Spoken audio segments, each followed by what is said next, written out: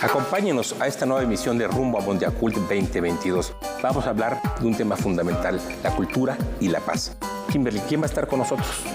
¿Quién mejor que la viceministra de Cultura de Colombia, Adriana Molano? Los esperamos en esta emisión de Rumbo a Mondiacult 2022. No se la pierdan. Rumbo a Mondiacult, nuevo capítulo, jueves, 22 horas. Mafioso. Cocinero. Buchona. Mula. Narcomenudista. O celebridad. No importa cómo te vistas o te disfraces para vender o meterte cristal o fentanilo, de todas formas te dañas. Si necesitas ayuda, llama a la línea de la vida, 800-911-2000. Dilatación de pupilas, pérdida del habla.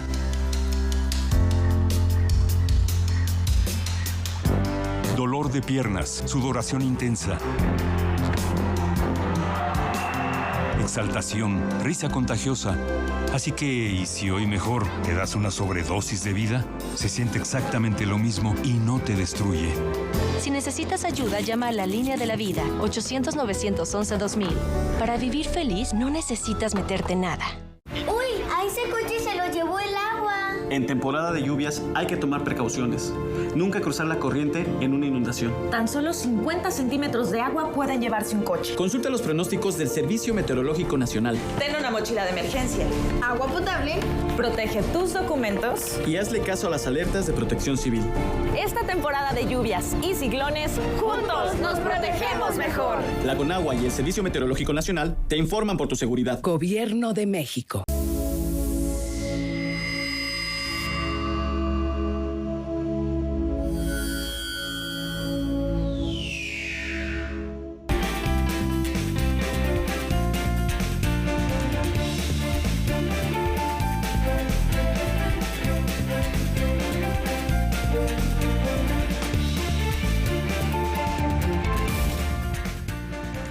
Roberto Frías reflexiona sobre la región que está en una zona sísmica y sin embargo se mueve. También es jueves de cine. El cineasta Joshua Hill estará aquí en el estudio en vivo con Julio López para platicar de su película Sanctorum. Rafael García Villegas, qué gusto estar contigo y qué tristeza iniciar este programa con una noticia de verdad muy, muy dolorosa, no solamente para la gente del ámbito cinematográfico, sino pues yo creo que para cualquier mexicano, cualquier persona que haya visto su cinematografía. Que es muy amplia y reconocida a nivel internacional. Iniciamos con la sensible partida del gran cineasta Jorge Fons. Híjole, hay un chorro de cuates. No es exagerado decir que gracias a la película Rojo Amanecer, la matanza de Tlatelolco del 2 de octubre de 1968 ha quedado indeleble en la memoria de los mexicanos. Ese es el poder de la obra de Jorge Fons, un cineasta querido y respetado que hoy dejó este mundo. Sobre lo acontecido particularmente ese 2 de octubre, pues desde el terreno de la ficción, insisto, sigue siendo la gran película nacional. A principios de los años 60 participó en teatro universitario, perteneció a la primera generación del Centro Universitario de Estudios Cinematográficos y realizó su debut en el cine gracias al primer concurso de cine experimental. Miguel Barbachano Ponce tuvo la idea de participar con la película Amor, Amor, Amor, compuesta por 5 historias dirigidas por Benito Alarraqui, Héctor Mendoza, Juan José Gurrola, José Luis Ibáñez y Juan Ibáñez. Jorge Fons participó como asistente de dirección en los cortos de los Ibáñez.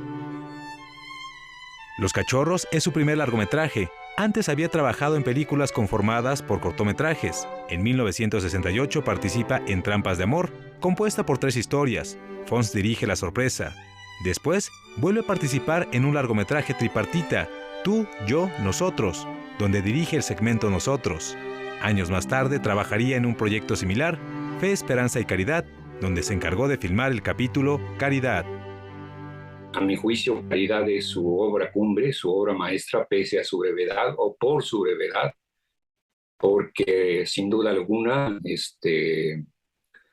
muestra esta crudísima realidad que vive un altísimo porcentaje de los que habitan este país y el resto de América Latina y el resto del mundo, Su obra no es tan extensa, pero es contundente. Resaltan filmes como Los Albañiles, El Callejón de los Milagros y el documental Así es Vietnam. Fons alcanzó un estatus de gran figura como realizador, como guionista, como creador de imágenes perturbadoras, y pues el cine mexicano pierde a una de esas grandes figuras que ya de por sí tenía ese lugar, pero que ahora pues con su muerte,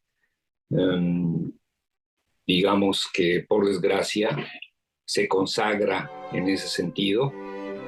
La muerte de Jorge Fons apuntala el fin de una época de grandes cineastas como Felipe Casals y escritores cinematográficos como Javier Robles, que recientemente han dejado este mundo. Noticias 22, Julio López. Así expresa la comunidad cinematográfica su sentir ante esta ausencia. El temblor de la madrugada de este jueves se convirtió en el preámbulo de una noticia que cimbró al país: la muerte del reconocido cineasta Jorge Fons. Desde muy temprano comenzaron a circular los mensajes de condolencias, desde el presidente Andrés Manuel López Obrador, la secretaria de Cultura Alejandra Frausto, hasta los miembros de la Academia Mexicana de Artes y Ciencias Cinematográficas. Él me enseñó a hacer la sopa de fideo que hago en Rojo Amanecer, y él me enseñó a tejer cuando estoy tejiendo en Rojo Amanecer. Jorge Fons era sentirse, los actores somos tan inseguros que era como recaer con un padre. Trabajó con algunos de los más destacados actores de cine mexicano. Dirigió a Ignacio López Tarso en Los Albañiles, un filme que se ha convertido en un clásico. Yo hice Albañiles, hice un personaje magnífico, Don Jesús, un muy buen personaje. Fuimos juntos a Berlín, al Festival de Cine, con la película. Fuimos Jorge, Katy Jurado y yo. De lo más importante que nos pasó en Berlín fue la invitación para asistir a una universidad que, según esto, era la más concurrida y la más importante en cuanto a su capacidad de alumnado y su nivel de enseñanza. Vimos la película junto con 2,000 muchachos, todos estudiantes universitarios, y fue muy interesante la plática.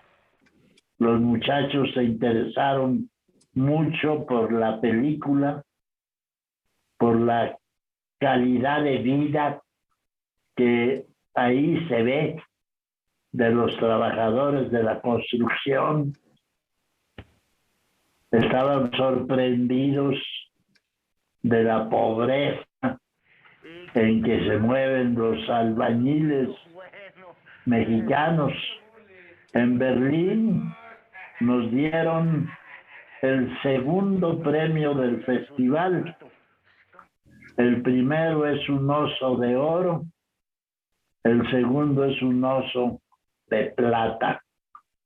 A la película le tocó el oso de plata.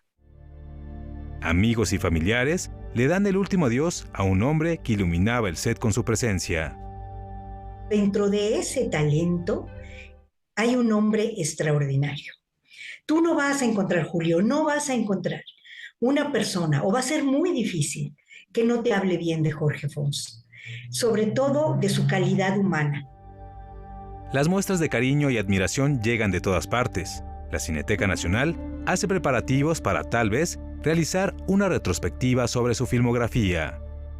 A mí me gusta mucho Los Albañiles, es más, ojalá le podamos hacer un homenaje y tenemos restaurada Los Albañiles. Como decía Jorge Fons, el cine no está hecho para que pienses dentro de la sala, Está hecho para que veas la vida y te conmuevas. Noticias 22, Julio López. Y para Jorge Fons, el teatro fue un gran aliado para consolidar su carrera en el séptimo arte. Lo que pocos saben es que el gran cineasta Jorge Fons dio sus primeros pasos dentro del arte en el teatro. Lo hizo como alumno de Sequizano, José Luis Ibáñez y Enrique Ruelas, de quienes fue asistente de dirección.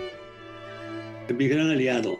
Es decir, sin el teatro yo no podría haber hecho nada de esto, porque cuando yo entré al CUEC, yo ya llevaba esa formación. Yo para dirigir una escena y para acercarme a un actor no tenía problemas. Su primera película fue El Quelite, aunque no era de su agrado. Lo que yo cuento es que yo pasaba de la universidad hacia la casa y en el trolebús y pasaba por el Teatro Insurgentes. Y en el Teatro Insurgentes estaba la comedia El Quelite, y a mí me disgustaba mucho que decía, ¿cómo el Teatro Insurgentes, que se presta para esta comedia ranchera, que podía estar en cualquier otro teatro? Me ofrecieron El Quelite. Y dije, no, esa cosa yo no la hago. ¿Por qué? ¿Por qué no? Porque me molesta mucho, yo no voy a hacer comedia ranchera. Fue parte de la primera generación del Centro Universitario de Estudios Cinematográficos de la Universidad Nacional Autónoma de México, hoy Escuela Nacional de Artes Cinematográficas. Más que cineastas, nuestros maestros eran cinéfilos, amantes del cine, amantes de corazón del cine, ¿no? Entonces, más que decir, miren, técnicamente, para lograr una escena hay que aplicar esto, otro, eran pláticas del amor al cine. Eran pláticas muy sabrosas. De ahí que los expertos en cine aseguran que Jorge Fons fue el director que desafió la forma tradicional de hacer cine en México. No me interesa mucho manejar la cámara, ponerla aquí o allá o muy allá, o poner un gran aparato que la suba o que la baje. No me interesa gran cosa. A mí me interesa mucho que trabajar con el actor. Trabajar con el actor es para mí fundamental. Sin eso yo me perdería. Fons fue entrevistado por el cineasta Armando Casas en el Jueves de Cine de Casa Buñuel que organizaba la Academia Mexicana de Artes y Ciencias Cinematográficas, la Filmoteca de la UNAM, con el apoyo de la Cátedra Bergman. Noticias 22, José Antonio Hernández. Canal 22 ha preparado una programación especial para honrar la obra y memoria de quien es considerado uno de los cineastas más importantes de nuestro tiempo en el séptimo arte mexicano contemporáneo. No se pierdan hoy a las 9:30 de la noche la entrevista realizada por Roberto Fiesco al cineasta acerca de la filmación de la mítica cinta Rojo Amanecer.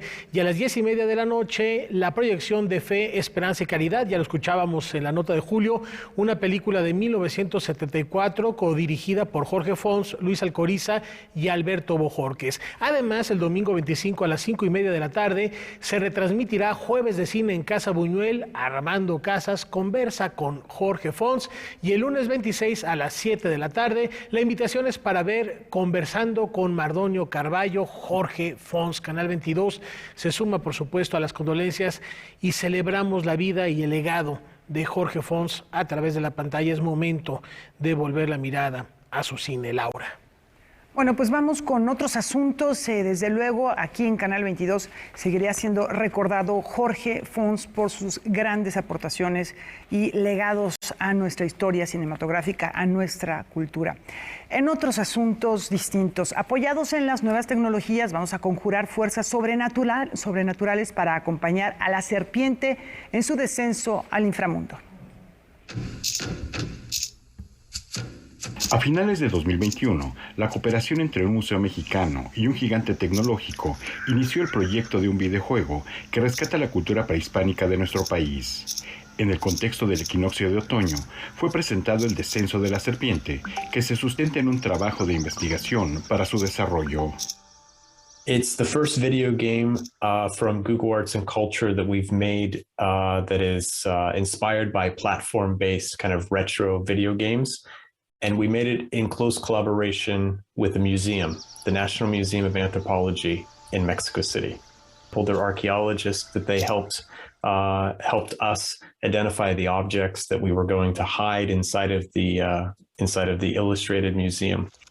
Esta es la primera vez que Google Arts and Culture desarrolla un juego de esta naturaleza, y en el que también se incluyen elementos mesoamericanos como el maíz, las estelas, el arte, la historia y la música. And the story is of a character who walks into the museum and sees that suddenly the Piedra del Sol disappears, and finds out the mission in order to bring it back is essentially to go back in time to search out for the objects. And these are the 20 objects in the inner ring of the Aztec sunstone. And so they are spread throughout 4 maze levels of ancient jungles, mountains, caves, and sea coasts.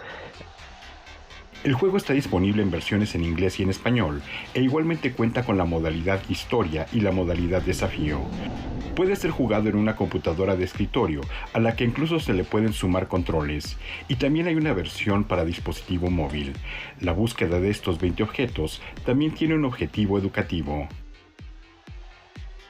It's a video game that was made to make, to be interesting. So to be exciting and fun and entertaining in an educational way. But at the end of each level, you basically have to answer a short set of, I think it's 5 quiz questions that allows you to go to the next stage. And the game can be played in 2 modes. El descenso de la serpiente está disponible a través de la dirección electrónica que aparece en pantalla y de la aplicación de Google Arts and Culture. Noticias 22, Víctor Gaspar. Se antoja jugarlo. Cambiando de tema, aquí un ejemplo de cómo el diálogo es el camino para, entre otras muchas cosas, respetar las prácticas culturales. Mediante un comunicado, el Instituto Nacional de Antropología e Historia dio a conocer que se ha alcanzado un acuerdo reparatorio entre la Cervecería Cuauhtémoc Moctezuma y el Consejo para la Protección y Preservación de la Ceremonia Ritual de Voladores, asociación civil que procura la defensa del patrimonio cultural del pueblo totonaca, expresada en una de sus ceremonias rituales más difundidas a nivel nacional. La conciliación entre ambas partes sienta un precedente para el reconocimiento y respeto de las prácticas culturales de nuestro país y sus detentores, y pone punto y final a una larga disputa que inició hace más de un lustro tras el lanzamiento de la campaña Los Barrios Indio de la antes referida cervecera, donde se hacía un uso indebido, no autorizado y distorsionado del sentido ritual de la ceremonia de voladores. El proceso se dilató a lo largo del tiempo y pasó por distintas instancias, hasta que este año las partes acordaron, luego de que el asunto fuera canalizado ante el endautor, los términos para dar por terminada la controversia suscitada y fijar los acuerdos para resarcir el daño que la campaña publicitaria pudo ocasionar. Tenemos una pausa, más información al regresar.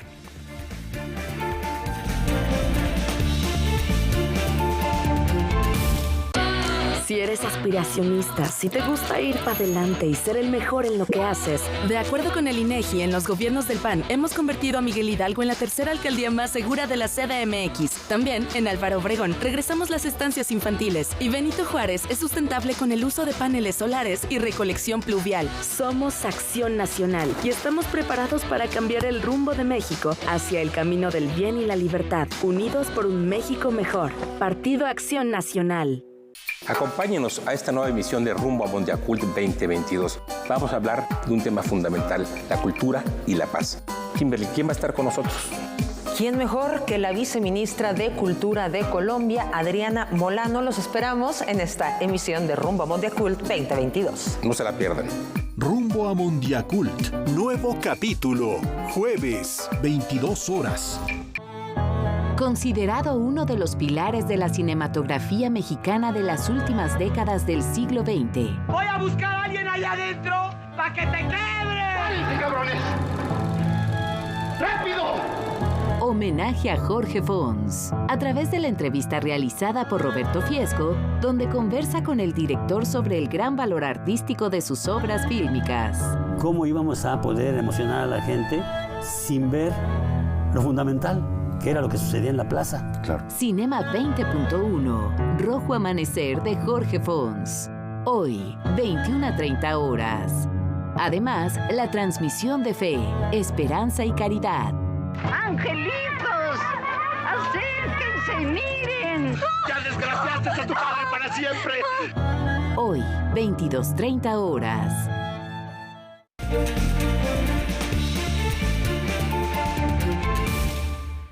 Como cada semana les hacemos la invitación para leernos en los otros.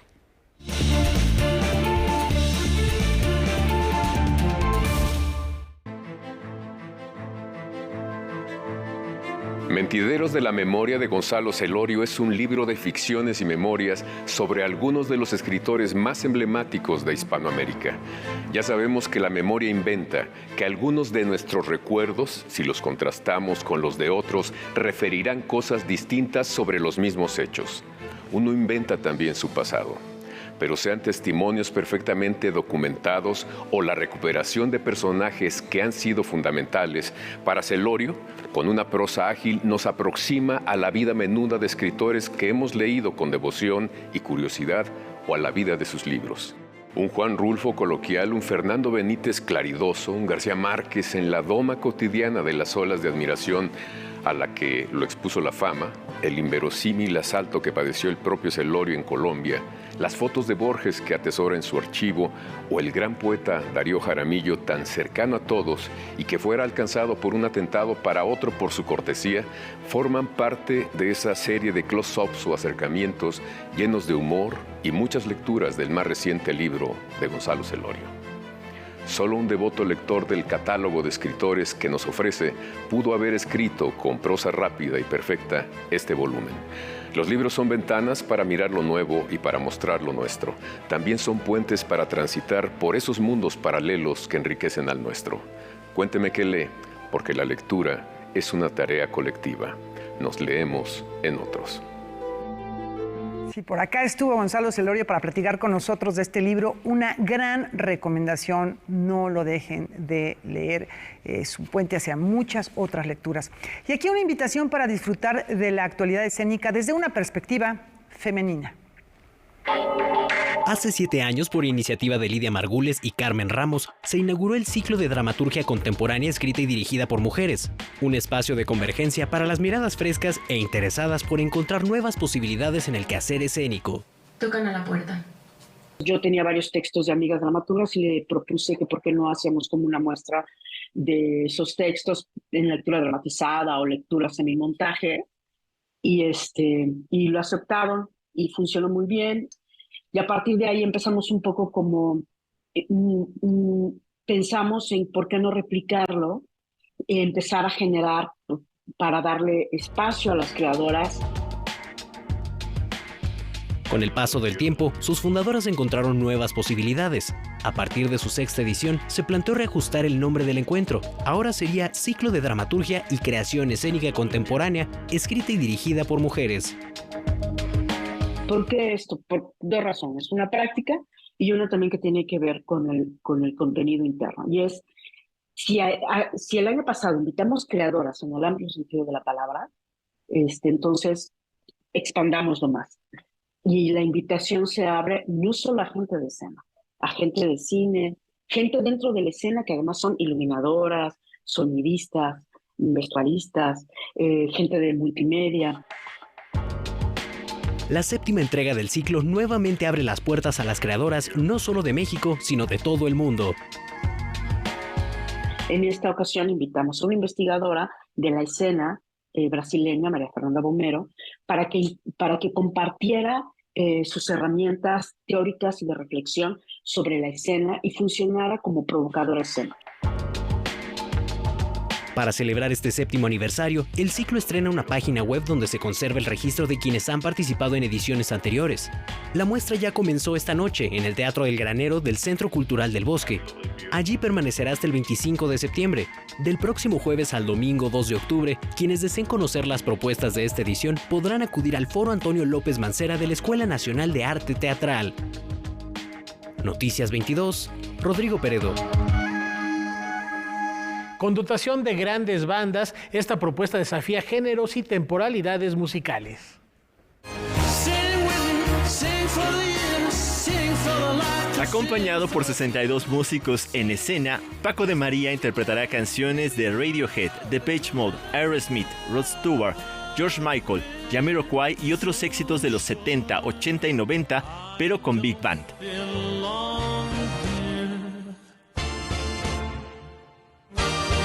Este es un proyecto que durante la pandemia tomé la decisión de cambiar un poquito de línea, arriesgar un poco más y salirme de mi zona de confort haciendo un disco completamente en inglés con canciones que no se habían hecho anteriormente en este género musical, grabado con toda una orquesta.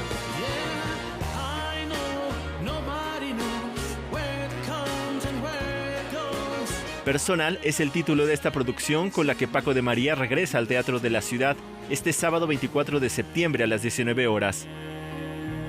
En este caso participaron instrumentos que no necesariamente son parte de una big band. Aquí hacemos una mezcla entre una sinfónica y una big band, porque participaron 42 instrumentos de cuerda únicamente, de violines, chelos, contrabajos, violas, y además en otra sección la parte de la big band tradicional, que son las trompetas, trombones, saxofones. Para su presentación en el Teatro de la Calle de Donceles, Paco de María además incluirá boleros y canciones de Juan Gabriel y José José. Personal tendrá una segunda parte en donde se contemplan éxitos de Bryan Adams, Police, Queen y Madonna, pero para Big Band.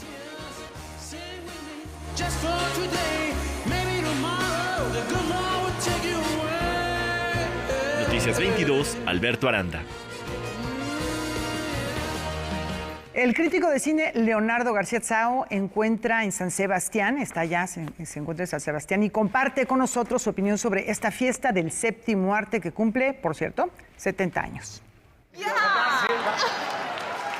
¿Qué tal? ¿Cómo están? Aquí desde el 70º Festival de San Sebastián, que está de fiesta, aunque la programación no ha sido tan satisfactoria como la del año pasado. El año pasado ofreció mejores cosas en la competencia, que este año ha estado un poco anémica. Ha habido buenos títulos, desde luego destaca la película argentina El Suplente de Diego Lerman, así como la película del chileno Sebastián Lelio llamado El Prodigio. Son las dos películas que más me han gratificado. Y en otras secciones hay que decir que destacó mucho la película mexicana Ruido de Natalia Beristain, que por razones inexplicables no estuvo en la competencia, sino en la competencia de Horizontes Latinos. Tendría que haber estado, sobre todo porque había una coproducción mexicano-argentina llamada Porno Melancolía, que francamente no sabemos por qué estuvo compitiendo. Le hace honor a su título, era una película pornográfica con algo de melancolía y muy poco de mérito. En cambio, sí se puede hablar muy bien de la participación española, que estuvo a cargo de 4 títulos, entre ellos Los Girasoles Silvestres, de un veterano ya de los festivales llamado Jaime Rosales. Estuvo Suro, de un director debutante, Miquel Burrea, y La Maternal, de Pilar Palomero, y la que me parece la mejor película española de la competencia, que fue La Consagración de la Primavera, así como la obra maestra de Stravinsky, dirigida por Fernando Franco. Esto ha sido mi resumen así muy apresurado de un festival que, como les digo, pudo haber sido mejor si hubieran seguido las pautas del año anterior. De todos modos, ha habido mucho que festejar en otras secciones. En la sección Perlac, sobre todo, se han podido ver buenas películas. En fin, con esto me despido. Ya la próxima semana les estaré reportando desde el Festival de Biarritz, que sigue a continuación de este. Que estén bien, nos vemos la próxima semana. Gracias, Leonardo, buen viaje. Y en esta transición anda itinerante Leonardo García Tsao. Esta noche en Debate 22, Jacaranda Correa estará acompañada por la académica Guadalupe Correa y el escritor Osvaldo Zavala para buscar una respuesta a la incógnita: militarización de la policía civil. No se lo pierdan a las 9 de la noche al término de este espacio informativo. Por el momento, una muy breve pausa.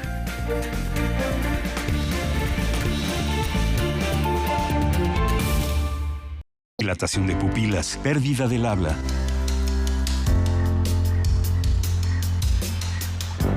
Dolor de piernas, sudoración intensa. Exaltación, risa contagiosa. Así que, ¿y si hoy mejor te das una sobredosis de vida? Se siente exactamente lo mismo y no te destruye. Si necesitas ayuda, llama a la Línea de la Vida, 800-911-2000. Para vivir feliz, no necesitas meterte nada. ¿Sabes qué es el Tribunal Electoral? Sí, es la máxima autoridad en materia de elecciones. El que resuelve conflictos entre partidos y candidaturas. El que defiende mis derechos político-electorales. El que valida las elecciones y le da certeza jurídica. Es el encargado de brindar justicia electoral. El que garantiza que mi voto sea respetado. Tribunal Electoral. Justicia que fortalece la voluntad ciudadana. Acompáñenos a esta nueva emisión de Rumbo a Mondiacult 2022. Vamos a hablar de un tema fundamental, la cultura y la paz. Kimberly, ¿quién va a estar con nosotros? ¿Quién mejor que la viceministra de Cultura de Colombia, Adriana Molano? Los esperamos en esta emisión de Rumbo a Mondiacult 2022. No se la pierdan. Rumbo a Mondiacult, nuevo capítulo, jueves, 22 horas. Considerado uno de los pilares de la cinematografía mexicana de las últimas décadas del siglo XX. Voy a buscar a alguien allá adentro para que te quiebre. ¡Ay, cabrones! ¡Rápido! Homenaje a Jorge Fons, a través de la entrevista realizada por Roberto Fiesco, donde conversa con el director sobre el gran valor artístico de sus obras fílmicas. ¿Cómo íbamos a poder emocionar a la gente sin ver lo fundamental, que era lo que sucedía en la plaza? Claro. Cinema 20.1, Rojo Amanecer de Jorge Fons. Hoy, 21:30 horas. Además, la transmisión de fe, esperanza y caridad. ¡Angelitos! ¡Acérquense y miren! ¡Ya desgraciaste a tu padre para siempre! Hoy, 22:30 horas.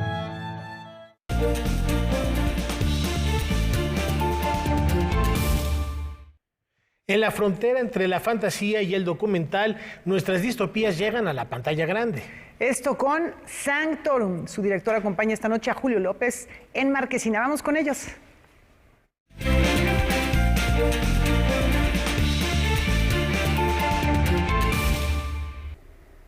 Laura, Rafa, amigos de Noticias 22, pues sí, estoy muy bien acompañado por Joshua Hill, director de Sanctorum, una película que llevamos mucho tiempo siguiendo, por lo menos 3 años que estamos siguiendo esta historia, que se desarrolla, Joshua, ¿no?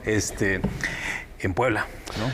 Bueno, realmente la historia nace prácticamente en este movimiento entre Oaxaca, Puebla, Ciudad de México, ya una película que lleva 2 años esperando a que la normalidad nos ayudara a poder estrenar en cines y estamos muy contentos de poder por fin estrenarla en cines. El rodaje fue complicado en el sentido de que pues se desarrolla, ¿no? O se hace dentro de un campo literal donde hay narcotraficantes. Totalmente, pues bueno, la idea era compenetrar en la problemática tan grande que tiene el campo mexicano, los campesinos, las campesinas y además los pueblos originarios. Una historia que trata de conjugar muchas vertientes, incluso la fantasía, para lograr acercarse al público mexicano con una propuesta diferente y fresca de algo tan casi normalizado como lo es el narcotráfico en nuestro país y una situación tan complicada como es la que vive el cine mexicano, el campo mexicano desde hace mucho tiempo. Digamos que hay 3 personajes principales en esta historia, que es justamente las Fuerzas Armadas del gobierno mexicano, están los narcotraficantes y en medio están, como decía, los campesinos, pero sobre todo de pueblos originarios, ¿no?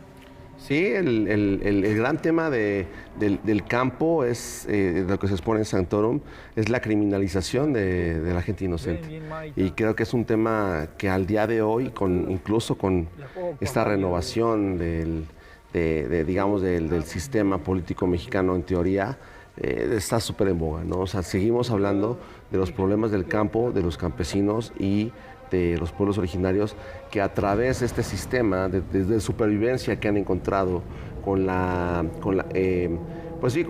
el apoyo a tener que sembrar, cosechar marihuana o amapola, se encuentra en una situación vulnerable, grande, ¿no? Y Sanctorum pues pone el dedo en la llaga y es un tema complicado, ¿no? Que en 1 hora y media logres exponer algo tan complicado de una situación como el campo mexicano que tiene tantos años de estar ahí. Digamos que son personas que se ven obligadas a trabajar o a rentar sus tierras, ¿no? Para este tipo de actividades, ¿no? Me parece también muy relevante, más allá de esta historia que nos presentas, la forma en la que se hizo la película, ¿no? Tiene una fotografía estupenda y la música pues la acompaña a la perfección. Sí, el proceso creativo de la película, un proceso complicado también, al mismo tiempo acelerado por la necesidad de filmar. Teníamos el apoyo de este incentivo fiscal que otorga el Instituto Mexicano de Cinematografía, que es el EFI-Cine Producción, ¿no? Y que nos permitió producir la película ciertamente en pocos meses, pero había que entregar resultados y también había que adecuar la película a necesidades como por ejemplo filmar en un campo real de marihuana, en este caso obedeciendo las reglas internas, por así decirlo, de los propietarios. Fue un reto de producción grande. Había un crew pequeño, ¿no? Y pues literalmente decías que por algunos momentos para llegar a las locaciones iban con los ojos vendados. Sí, no fue obedecerles en todo sentido, tratar de compenetrar, ¿no? En lo que era su negocio, por así decirlo, y ahí muy respetuosamente y lograr plasmar al mismo tiempo la necesidad de ellos mismos por trabajar, por subsistir. Y en ese momento éramos 4 personas, solamente en esa parte documental de la película, que después se vio la necesidad de crecer por las necesidades de la producción y de los efectos especiales que tiene la película, que como hemos platicado, pues son alrededor de 90 especiales. Sí, ¿dónde entra la fantasía entonces en esta historia? La fantasía entra para tratar de no hacer una película en ese sentido como ya vista, por esa violencia tan casi normalizada que hemos tenido, sobre todo en el cine mexicano, cuando hablan de temáticas como el narcotráfico. Una propuesta nueva, que es tratar de jugar a fantasear, ¿no? En el sentido del niño que fantasea con una mejor realidad de la que tiene, ¿no? Y eso es Sanctorum, tratar de decir, entonces vamos a proponer, en ese contexto, que ya de por sí suena bastante horripilante, ¿no? Horrible, un final casi mágico, maravilloso, en donde entra el lenguaje cinematográfico para traer una opción diferente. ¿Dónde la vamos a poder ver? Pues tenemos ahora afortunadamente 22 estados de la República donde va a estar la película. Se va a ir renovando conforme pase el tiempo. Tenemos 60 copias y bueno, pues mucha expectativa por tratar de apoyar al regreso de a las salas cinematográficas del público mexicano, que tanta falta hace ahora en tiempos de post-pandemia. Joshua, pues solo resta agradecerte muchísimo que hayas acompañado esta noche. Muchas gracias por la presentación. Vamos a estar esperando tu próximo proyecto, que ya sabemos que está ahí adelantado. Muchísimas gracias. Bueno, ahora vamos a hablar de otra película que también llega a la cartelera comercial. Se llama Observar las aves y que no se la deben de perder. El filme Observar las aves nació del amor y el dolor. Es una historia que estruja el corazón y revuelve las tripas. El largometraje retrata el deterioro físico y mental de una escritora diagnosticada con Alzheimer. En lugar de visualizar el terrible futuro que le depara, lo ve como una oportunidad para poder hacer una película, así que decide filmar todo su proceso de pérdida de la memoria, aunque sabe que más adelante necesitará a alguien que termine de contar su historia. Nace de un lugar muy íntimo mío porque mi mamá tuvo Alzheimer. Y entonces, para los que han vivido esta experiencia, lo comprenderán, es de las cosas más dolorosas. O sea, vivir ese proceso de ver a alguien que amas desaparecer paulatinamente, transformarse en otro y lo pierdes. O sea, pierdes quién fue esa persona. El filme se desarrolla prácticamente en una locación, la casa de Elena, la protagonista, por lo que todo el tiempo hay una sensación de claustrofobia. La exigencia y compromiso que requería este personaje era máxima. La directora encontró a la actriz perfecta en Bea Aronson. Porque te muestra que todo es efímero. Te muestra que debemos buscar en cada momento una razón de decir gracias a la vida. Y cuando te va como verdura, alors c'est fini. Pero aún cuando se acabó, hay belleza. Y Bea se entregó de una manera tan, contundente que nos afectó. Cortábamos así chillando todos porque sí era una emoción tan a flor de piel que se sentía en el set. La historia es terrible y demoledora.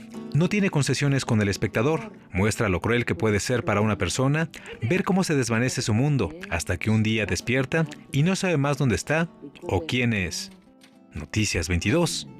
Julio López. Bueno, pues ahí lo tienen. Lo mejor del cine quebequense también llega a la Cineteca Nacional. Después de 2 años, Quebecine regresa de forma presencial a la Cineteca Nacional, con una programación conformada por 10 largometrajes que muestran un panorama amplio de la cinematografía quebequense. Tenemos 8 ficciones, un documental y una película de animación. Contamos sobre 5 óperas primas. 10 invitados, entonces eso es muy importante porque el cinema no solamente es de sentarse y ver una película en la pantalla, ¿verdad? Es también de hablar de los temas y de conocer a los artistas.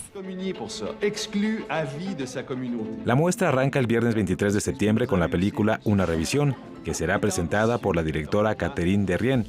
La proyección se realizará a las 19:30 horas. La entrada es gratuita, pero el cupo es limitado.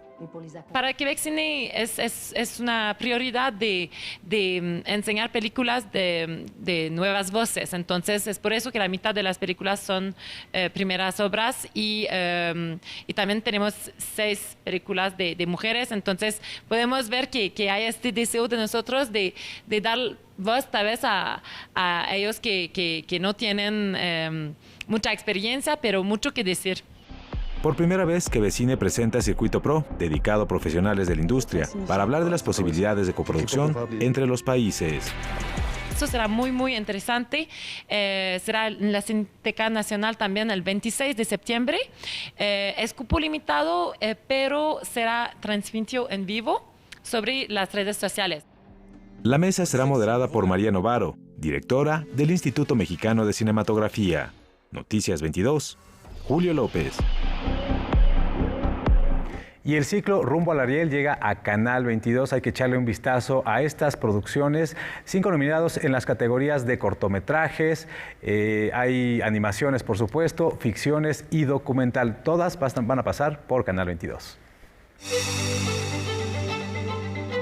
Falta poco menos de un mes para la gran noche del cine mexicano. Por supuesto, hablamos de la ceremonia de entrega del Premio Ariel, que este año podría regresar al Palacio de Bellas Artes si todo sigue su curso, para celebrar y reconocer lo mejor de la producción fílmica nacional y de Iberoamérica exhibida durante 2021. En vísperas de la 64ª edición de esta gala, la Academia Mexicana de Artes y Ciencias Cinematográficas y Canal 22 presentarán 3 programas especiales para que el público conozca los cortometrajes nominados este año en cada una de las distintas categorías participantes: ficción, animación y documental. Las películas en competencia se podrán ver en el segmento Cinema 22 durante 3 viernes consecutivos. El 23 de septiembre a las 11 de la noche, usted podrá ver en la pantalla del Canal Cultural de México el programa consagrado al cine de animación. El 30 de septiembre a las 10:30 de la noche, tocará turno a los cortometrajes documentales.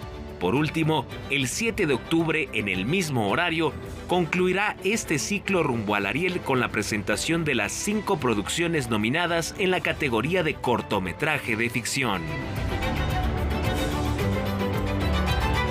Bueno, pues ahí los tienen, no se los pierdan, están espectaculares y van a estar disputando los premios Ariel. Regreso con ustedes, Laura, Rafa. Una gran tarea, tenemos mucho que ver. Hay mucho que ver, la verdad es que llama la atención gran parte de lo que nos mostraste, Sanctorum. Desde luego ya queremos verla, suena muy interesante, una propuesta muy valiente también. Y han tenido mucho éxito además en los circuitos de festival, no hay que perdernosla. Gracias, Julio, nos vemos pronto, nos vamos a una pausa, Laura. Muy breve, regresamos con más información.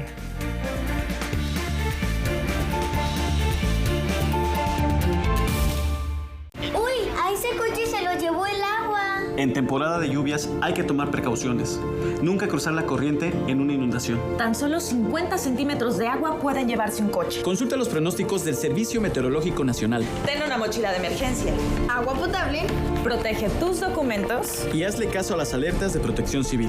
Esta temporada de lluvias y ciclones, juntos nos protegemos mejor. La Conagua y el Servicio Meteorológico Nacional te informan por tu seguridad. Gobierno de México. La medalla Belisario Domínguez es la máxima presea que reconoce anualmente a las mexicanas o mexicanos que destaquen por su ciencia o virtud en grado eminente y también como servidor de nuestra patria o de la humanidad. El Senado de la República convoca a la ciudadanía a postular a aquella persona merecedora de esta distinción hasta el 30 de septiembre próximo. Las candidaturas deberán proponerse únicamente en medallabelisario-domínguez.senado.gov.mx. Senado de la República, 65ª legislatura.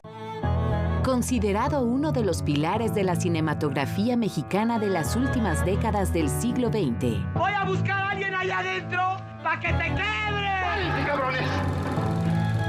¡Rápido! Homenaje a Jorge Fons, a través de la entrevista realizada por Roberto Fiesco, donde conversa con el director sobre el gran valor artístico de sus obras fílmicas. ¿Cómo íbamos a poder emocionar a la gente sin ver lo fundamental, que era lo que sucedía en la plaza? Claro. Cinema 20.1, Rojo Amanecer de Jorge Fons. Hoy, 21:30 horas. Además, la transmisión de fe, esperanza y caridad. ¡Angelitos! ¡Acérquense y miren! ¡Ya desgraciaste a tu padre para siempre! Hoy, 22:30 horas. Acompáñenos a esta nueva emisión de Rumbo a Mondiacult 2022. Vamos a hablar de un tema fundamental, la cultura y la paz. Kimberly, ¿quién va a estar con nosotros? ¿Quién mejor que la viceministra de Cultura de Colombia, Adriana Molano? Los esperamos en esta emisión de Rumbo a Mondiacult 2022. No se la pierdan. Rumbo a Mondiacult, nuevo capítulo, jueves, 22 horas. ¿Qué tal? ¿Cómo les va? Todo listo aquí en el estudio de Debate 22. Hoy trataremos un tema sin duda polémico. ¿Qué consecuencias tiene que la Guardia Nacional quede adscrita directamente a la Sedena? Me acompañan dos grandes analistas, Guadalupe Correa y Osvaldo Zavala. ¿Cómo estás, Guadalupe? ¿Qué opinas? Sí, bueno, se institucionaliza la utilización de un cuerpo represivo con una misión de guerra en las tareas de seguridad pública. En México se oligopoliza la seguridad en manos de una sola agencia de seguridad que se dedica a la guerra, y esto plantea grandes retos para la población civil, para la población más vulnerable. Los riesgos son enormes. Osvaldo Zavala. Esto confirma un largo proceso de militarismo que lleva décadas ocurriendo en nuestro país y que con el apoyo y el respaldo estadounidense pues hemos militarizado todos nuestros cuerpos de seguridad, incluyendo ahora la Guardia Nacional. Nos vemos a las 9 de la noche aquí en Debate 22.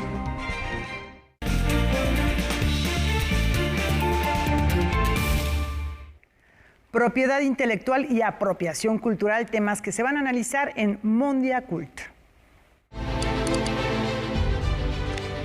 Con una reflexión sobre la legislación que rige los derechos de autor y la propiedad intelectual, arrancó el Foro Internacional Digitalizar en Común, formas distribuidas de propiedad y autoría cultural Mondiacult 2022, que tiene como finalidad definir políticas culturales no solo en términos de productividad económica, sino de apropiación social, institucional y tecnológico.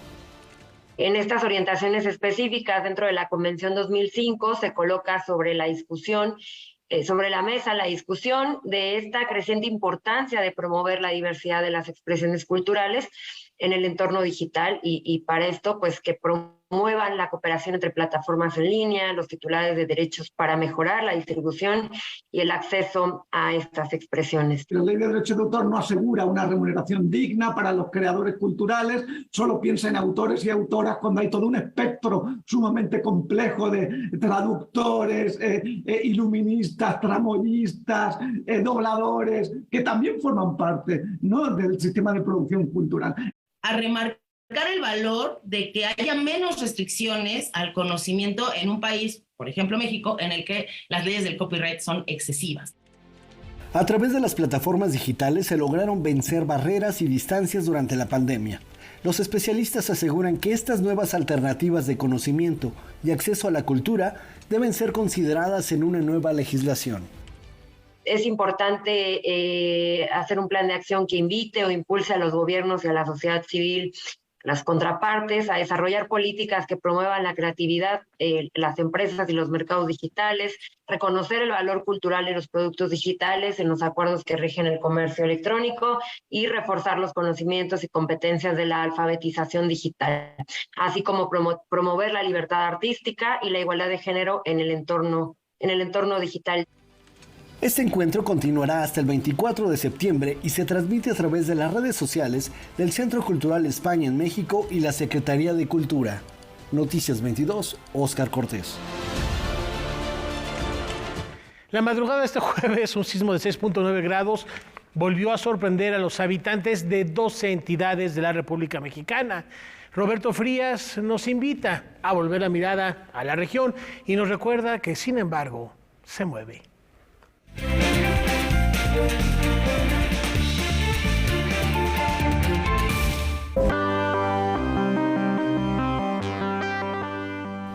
El 19 de septiembre de 1985 a las 7 horas con 17 minutos de la mañana ocurrió un sismo de magnitud 8.1 que azotó ferozmente la región. Como sabemos, sus consecuencias inmediatas fueron la caída de múltiples edificios, entre los que se cuentan cines, hoteles, edificios habitacionales, fábricas y muchos más. Las pérdidas en vidas humanas nunca han sido claras, ya que el gobierno de la época las minimizó entre 2.500 y 6.000, y en cambio el Sismológico Nacional llegó a hablar de 40.000.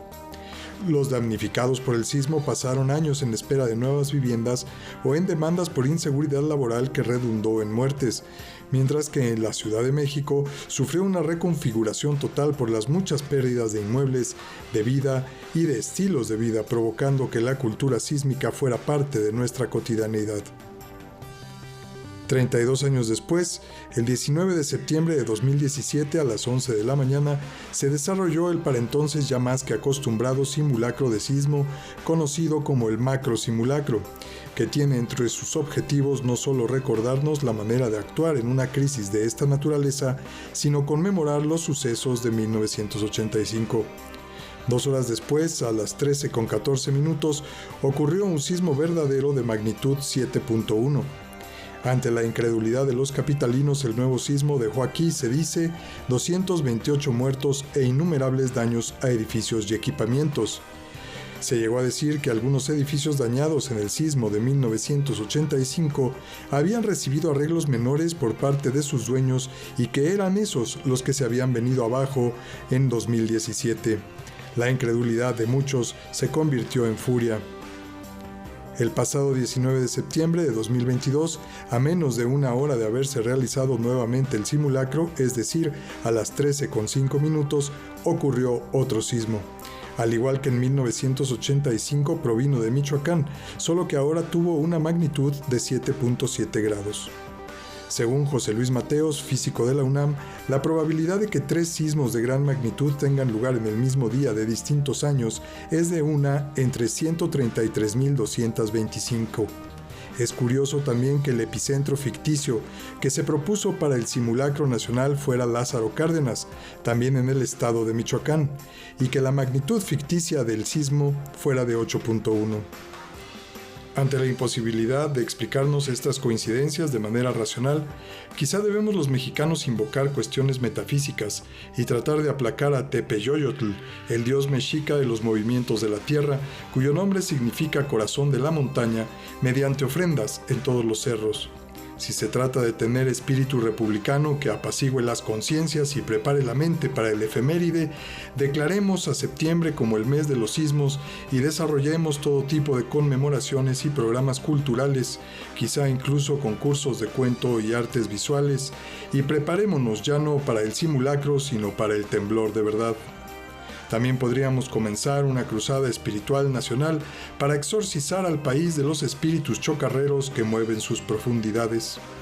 Aunque quizá, antes de este derroche de imaginación, valdría sencillamente resignarnos a que somos hijos del azar en un país que, sin embargo, se mueve. Para Canal 22, Roberto Frías. Muchas gracias a Roberto Frías. Y en otro asunto, siempre es un buen momento para reflexionar sobre la importancia de conocer nuestra historia. Con el objetivo de abordar una perspectiva histórica actual e incluyente, el Instituto Nacional de Estudios Históricos de las Revoluciones de México inició la primera de 6 sesiones del encuentro Historia para Quién. El objetivo de este evento es abrir la discusión acerca de cuáles son las formas y las funciones que el día de hoy cumple la historia para nosotras y nosotros. Y este evento está abierto al público en general. Se trata de acercar al público no especializado con estas discusiones. El título del encuentro alude al libro Historia para qué, publicado en 1980. El encuentro Historia para quién convoca principalmente a voces de investigadoras en un acto de reivindicación de género. Es una reivindicación, es una decisión tomada conscientemente desde nuestro equipo aquí en el INERM, precisamente como un paralelo, como un guiño a ese legendario libro de Historia para qué, en donde todos los autores, excepto una, que era Alejandra Moreno Toscano, quien hizo la introducción, todos eran hombres, ¿no? Estaba Carlos Monsiváis, Héctor Aguilar Camín, Arnaldo Córdoba, Carlos Pereira. Este encuentro se lleva a cabo los miércoles hasta el 26 de octubre a las 5 de la tarde, de manera híbrida, presencial y en línea. Las mujeres han sido estructuralmente, históricamente desplazadas de este tipo de espacios, ¿no? Y rescatamos voces femeninas porque creemos que dentro de esas voces femeninas hay una gran diversidad de puntos de vista. No puede ser monolítico y esa misma diversidad pues resulta refrescante y resulta pues muy sugerente, ¿no? para un nuevo planteamiento. Las sesiones del encuentro Historia para quién son transmitidas en vivo a través del canal de YouTube del Instituto Nacional de Estudios Históricos de las Revoluciones de México, en donde permanecerán para su posterior consulta. Noticias 22, Víctor Gaspar. Y ya que hablamos de historia, ¿qué les parece si nos damos una vuelta por el Alcázar de Chapultepec, el Museo Nacional de Historia, para conocer cómo va a celebrar su aniversario? Inaugurado el 27 de septiembre de 1944, el Castillo de Chapultepec alberga desde entonces al Museo Nacional de Historia, que llega a su 78 aniversario, para el cual se ha preparado un programa de actividades que incluye visitas guiadas, presenciales y virtuales, conciertos y ópera, conferencias y ballet. El 27 de septiembre, que es justamente el día que el museo cumple 78 años de vida, tendremos a la Orquesta Iberoamericana, que es una orquesta pues de gran renombre con músicos de alto nivel, que nos estará dando concierto de música mexicana y clásica igualmente a las 7 de la noche.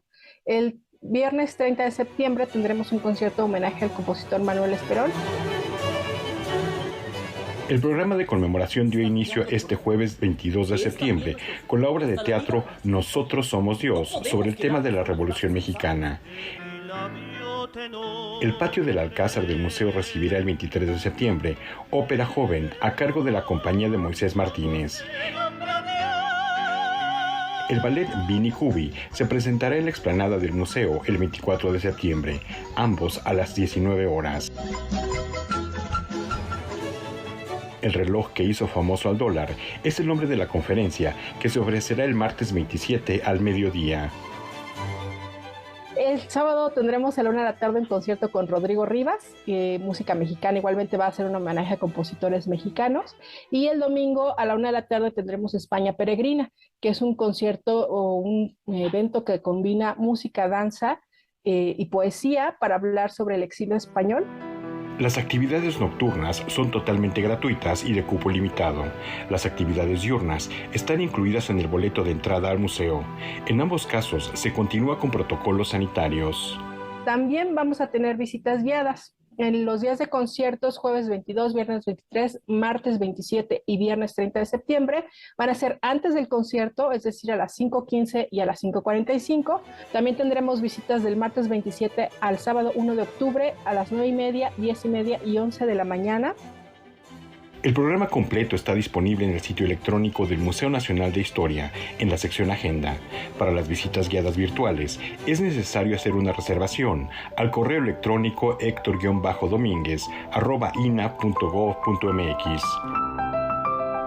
Noticias 22, Víctor Gaspar. Ya nos vamos a despedirnos con musiquita celebrando el cumpleaños 65 de Nick Cave, que decíamos el otro día, Rafa, a principios de la semana. Sí. Ahora, además de músico, escritor y actor, ya es artista plástico. Hace ahí unas cerámicas. Sí.